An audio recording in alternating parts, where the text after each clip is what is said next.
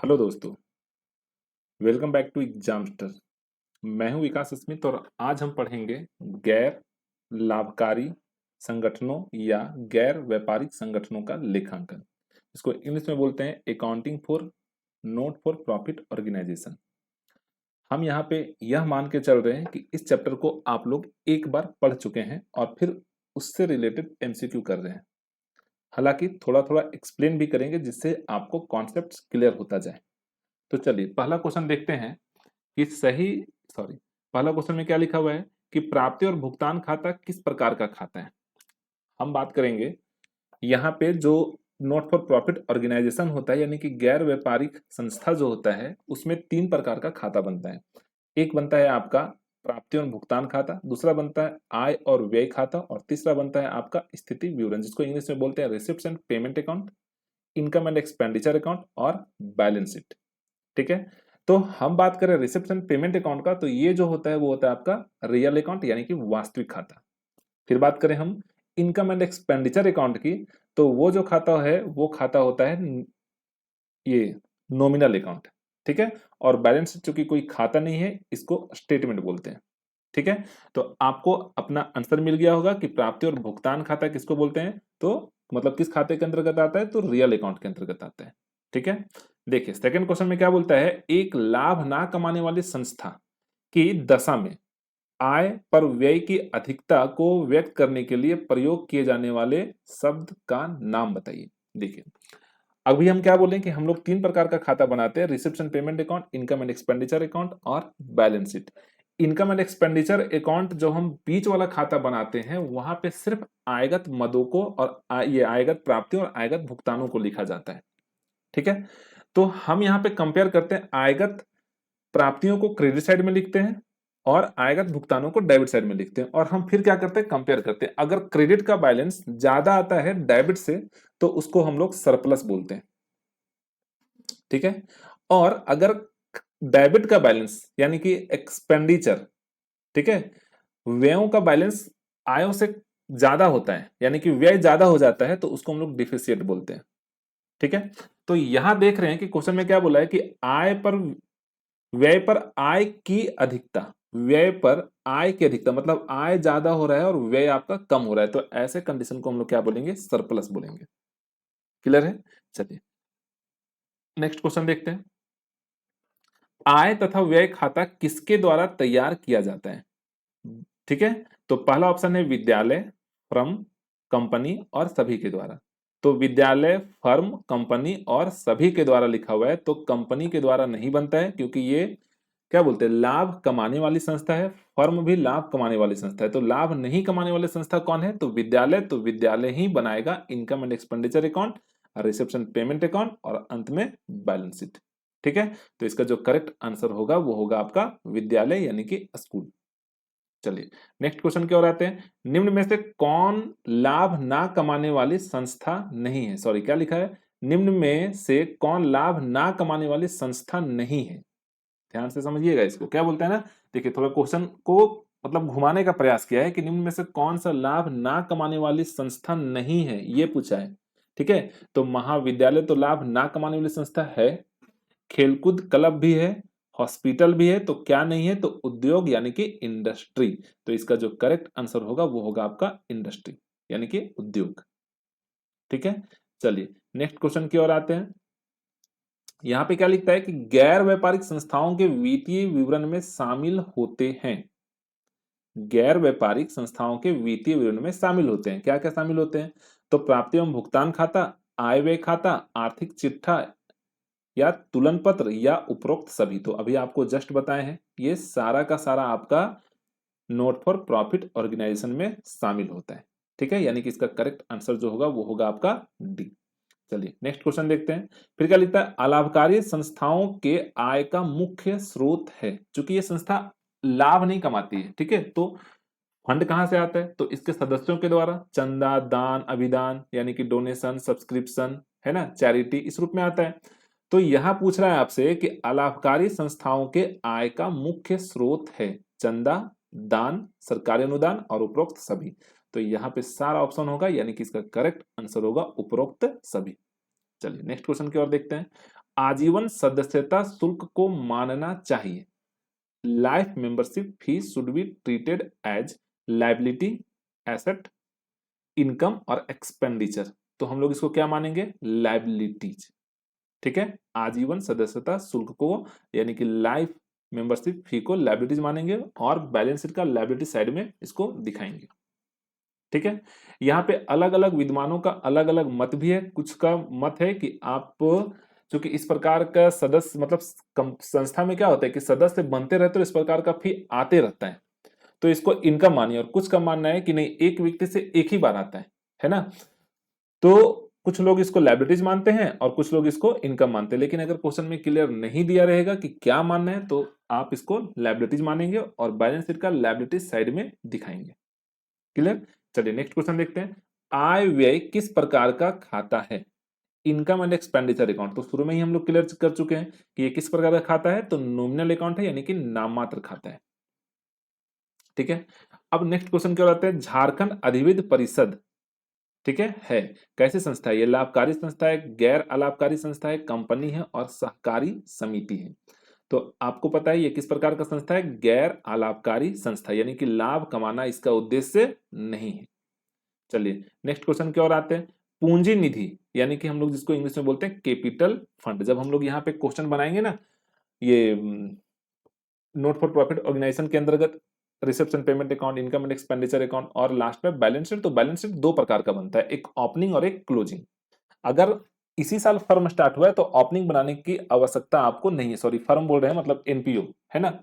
और अगर पिछले साल से स्टार्ट हुआ या उसके पिछले साल से, तो हमारा ओपनिंग अकाउंट बन ये ओपनिंग बैलेंस शीट बनता है। और जब ओपनिंग बैलेंस शीट बनता है तो वहां पे हमको क्या पता चलता है? Capital fund.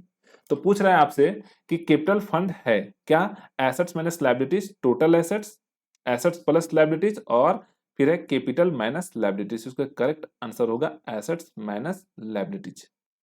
ठीक है, चलिए नेक्स्ट क्वेश्चन देखते हैं। स्क्रैप की बिक्री है, स्क्रैप की बिक्री है आयगत प्राप्ति, पूंजीगत प्राप्ति, लाभ और उपरोक्त सभी। तो इसका सही उत्तर होगा आयगत प्राप्ति यानी कि रिवेन्यू रिसिप्ट्स। ठीक है, बचा खुचा जो हम लोग बेच देते हैं, है ना, तो वो हमारा क्या कहलाता है? आयगत प्राप्ति यानी कि रिवेन्यू रिसिप्ट्स। चलिए नेक्स्ट क्वेश्चन की ओर आते हैं। लिखता है एक लाभ ना कमाने वाली संस्था की दशा में आय पर व्यय की अधिकता को व्यक्त करने के लिए प्रयोग किए जाने वाले शब्द का नाम बताइए। जो ऊपर पूछा था ना, उसी का ये जस्ट उल्टा है। मतलब इस बार एक्सपेंस ज्यादा है और इनकम कम है, तो क्या होगा? डिफिसिएट होगा, जिसको हम लोग हिंदी में कमी बोलते हैं। ठीक है, 13 नंबर क्वेश्चन देखते हैं। निम्न में से कौन आय नहीं है? इसमें से कौन सा आय नहीं है ये आपको बताना है। चंदा, प्रवेश शुल्क, टिकट की बिक्री और पुस्तकों का क्रय। तो एकदम से क्लियर है कि पुस्तकों का क्रय करेंगे तो वो हमारा आय नहीं है, इसके बदले में पेमेंट जाता है। और ये किस प्रकार का खर्चा है? तो पूंजीगत खर्चा है। ठीक है, तो इसका करेक्ट आंसर होगा डी। नेक्स्ट क्वेश्चन देखते हैं। प्राप्ति एवं भुगतान खाता में लिखे जाते हैं, प्राप्ति एवं भुगतान खाता में लिखे जाते हैं। तो अभी हम लोग शुरू में क्लियर किए हैं कि प्राप्ति एवं भुगतान खाता में आयगत और पूंजीगत दोनों प्रकार के आइटम्स को लिखते हैं। ओपनिंग बैलेंस से स्टार्ट होता है और क्लोजिंग बैलेंस पे ये समाप्त होता है। और यहाँ पे सिर्फ और सिर्फ जो नगद में लेन देन होगा हम केवल उसी का लेखा करेंगे, किसी भी प्रकार का उधार का लेखा इसमें नहीं करेंगे। ठीक है, और इसमें जो मेथड यूज, ये प्रिंसिपल जो यूज होता है वो कैश बेसिस वाला प्रिंसिपल यूज होता है। मतलब जो नगद का लेन देन है केवल उसी का लेखा आपको करना है। तो यहां आपसे पूछा है कि प्राप्ति और भुगतान खाता में लिखे जाते हैं केवल पूंजीगत प्राप्त ये प्रकृति, केवल आयगत प्रकृति, ए और बी दोनों, और इनमें से कोई नहीं। तो अभी आपका ये बताने के बाद क्लियर हो गया कि पूंजीगत और आयगत दोनों लिखते हैं। ठीक है, चलिए 14 नंबर हो गया। अब हम लोग आते हैं क्वेश्चन नंबर 15 की ओर। बोलता है मैच कोष से संबंधित आय एवं व्यय को दिखाया जाता है। मैच कोष से संबंधित income and expense related to the match fund in सोन इन किसमें? तो आय एवं व्यय खाते में, चिट्ठे के संपत्ति पक्ष में, चिट्ठे के दायित्व पक्ष में, इनमें से कोई नहीं। तो यहाँ एक बार ध्यान रखिएगा कि जब भी ये मैच फंड रहेगा तो बैलेंस शीट का लायबिलिटी साइड में ही दिखाते हैं। ठीक है, लेकिन अगर यहाँ पे नेगेटिव बैलेंस आ जाता है, जैसे मान लीजिए फंडिंग है हमारा 10,000 रुपए का और उसमें हम खर्चा कर दिए 12,000 रुपए, तो 2,000 रुपए तो माइनस हो गया। तो वैसे कंडीशन में ये इनकम एंड एक्सपेंडिचर अकाउंट का एक्सपेंडिचर साइड में चला जाएगा। ठीक है, चलिए नेक्स्ट क्वेश्चन देखते हैं। इसमें क्या बोलता है? अदत्त चंदे को दिखाया जाता है। अदत्त चंदा तो संपत्ति भाग में, दायित्व भाग में, भुगतान भाग में और इनमें से कोई नहीं। तो देखो यहाँ पे क्या होता है ना कि आउटस्टैंडिंग सब्सक्रिप्शन की बात कर रहा है, और आउटस्टैंडिंग सब्सक्रिप्शन अगर हम इनकम एंड एक्सपेंडिचर अकाउंट की बात करें तो सब्सक्रिप्शन में इनकम के साइड में जोड़ के दिखाते हैं, लेकिन अगर बैलेंस शीट की बात करें तो चूंकि ये पेमेंट अभी हमको मिलना है, आउटस्टैंडिंग है, तो हम इसको बैलेंस शीट का एसेट पक्ष में दिखाते हैं, इसलिए इसका करेक्ट आंसर यहाँ पे क्या है, एसेट साइड। ठीक है, चलिए 17 नंबर क्वेश्चन देखते हैं। यहाँ पे क्या बोलता है, एक गैर व्यापारिक संस्था के लिए वेतन का भुगतान होता है। ठीक है, for a non trading organisation salary paid is आय, व्यय, संपत्ति, इनमें से कोई नहीं। क्लियर है एकदम से, क्या होगा, व्यय होगा, यानी कि एक्सपेंस होगा। ठीक है, फिर क्या बोलता है, निम्न में से कौन गैर रोकड़ मद है, निम्न में से कौन गैर रोकड़ मद है, तो ह्रास, आदत व्यय, उपार्जित आय और उपरोक्त सभी। तो यहाँ पे जितना भी दिख रहा है वो सबका सब क्या है, गैर रोकड़ मद ही है, यानी कि विच ऑफ, क्या पूछा आपसे, which of the following is a non cash item, तो ये सब क्या है, हमारा नॉन कैश आइटम ही है। क्लियर है, चलिए 18 के बाद हम लोग देखते हैं 19 नंबर क्वेश्चन। क्या बोलता है, सामान्य दान है, यानी कि जनरल डोनेशन इज आयगत प्राप्ति, पूंजीगत प्राप्ति, संपत्ति और इनमें से कोई नहीं, revenue receipts, capital receipts, assets और नन ऑफ दीज। तो सामान्य दान जो होता है वो रेवेन्यू रिसिप्ट्स होता है, और स्पेसिफिक होता है तो कैपिटल रिसिप्ट्स होता है। ठीक है, चलिए क्वेश्चन नंबर 20 की ओर आते हैं। चालू वर्ष के दौरान अग्रिम प्राप्त चंदे क्या है, अग्रिम यानी कि एडवांस में अगर मिल गया आपको, तो संपत्ति है, दायित्व है, ए और बी दोनों है और इनमें से कोई नहीं। ठीक है, तो देखिए ध्यान से समझिएगा, क्या बोलता है, which is the subscription received in advance during the current year, current year में मिला पर अगले साल के लिए मिला, तो हमारे लिए क्या हो गया, लायबिलिटीज हो गया, क्योंकि उसको अगले साल के लिए हमको क्या करना पड़ेगा, संभाल के रखना पड़ेगा, क्योंकि अगले साल तो मिलना नहीं है, तो हम इसको क्या मानेंगे, लायबिलिटीज मानेंगे। ठीक है, और अगर वहीं पर बात होता कि आउटस्टैंडिंग है तो हम इसको क्या मानते हैं, आउटस्टैंडिंग मतलब सब्सक्रिप्शन के केस में तो हम उसको एसेट्स मान के चलते हैं, क्योंकि वो पैसा हमको मिलना है। ठीक है, चलिए देखिए ये हो गया। अब तो देखिए 21 नंबर, प्राप्ति और भुगतान खाता किसके द्वारा तैयार किया जाता है, ऐसा क्वेश्चन तो हम लोग जस्ट ऊपर देखे हैं, विद्यालय, क्लब, कंपनी और सभी के द्वारा, तो इसका सही आंसर है विद्यालय, यानी कि स्कूल। चलिए, वसीयत को मानना चाहिए, क्या मानना चाहिए, दायित्व मानना चाहिए, संपत्ति मानना चाहिए, आय मानना चाहिए और व्यय मानना चाहिए। ठीक है, तो इसको क्या मानना चाहिए, लायबिलिटी मानना चाहिए। ठीक है, क्या मानना चाहिए, लायबिलिटी। चलिए नेक्स्ट क्वेश्चन की ओर आते हैं। आय तथा व्यय खाता में लिखे जाते हैं केवल पूंजीगत प्रकृति के, केवल आयगत प्रकृति के, ए और बी दोनों, इनमें से कोई नहीं। तो यहाँ आय और व्यय की बात कर रहा है, यानी कि इनकम एंड एक्सपेंडिचर की बात कर रहा है, और आपको जस्ट बताया कि इनकम एंड एक्सपेंडिचर में केवल आयगत प्रकृति के आइटम्स को लिखते हैं, पूंजीगत प्रकृति के आइटम्स को नहीं लिखते हैं। आयगत और पूंजीगत दोनों को रिसेप्शन पेमेंट अकाउंट में लिखते हैं, और अगर हम इनकम एंड एक्सपेंडिचर अकाउंट में आएंगे तो वहां केवल आयगत को लिखेंगे, और बैलेंस शीट में जाएंगे तो केवल पूंजीगत को लिखेंगे। ठीक है, इतना बातें क्लियर है। चलिए नेक्स्ट क्वेश्चन की ओर आते हैं, 24 नंबर देखते हैं। पुराने अखबार की बिक्री है, पुराने अखबार की बिक्री, आय प्राप्ति, पूंजीगत प्राप्ति, आयगत व्यय और पूंजीगत व्यय। तो क्लियर है, पुराने अखबार को बेचेंगे तो कैसा प्राप्ति होगा, तो आयगत प्राप्ति होगा। ठीक है, अब फिर बोलता है विशिष्ट दान, यानी कि स्पेशल डोनेशन है, अभी तो जस्ट हम लोग क्लियर किए थे जनरल डोनेशन के टाइम पे, तो ये हमारा क्या हो जाएगा, कैपिटल रिसिप्ट्स। जनरल होगा तो रेवेन्यू रिसिप्ट्स, और अगर क्या बोलते हैं ये स्पेशल होगा तो कैपिटल रिसिप्ट्स, यानी कि पूंजीगत प्राप्ति। 26 की ओर आते हैं। एक क्लब द्वारा मैच के लिए प्राप्त किया गया चंदा माना जाना चाहिए, क्या माना जाना चाहिए, तो आयगत प्राप्ति, पूंजीगत प्राप्ति, लाभ और उपरोक्त सभी। तो हम क्या मानेंगे, पूंजीगत प्राप्ति। एक क्लब द्वारा मैच के लिए, यहाँ पे स्पेशल हो गया है ना, तो क्या मानेंगे, पूंजीगत प्राप्ति।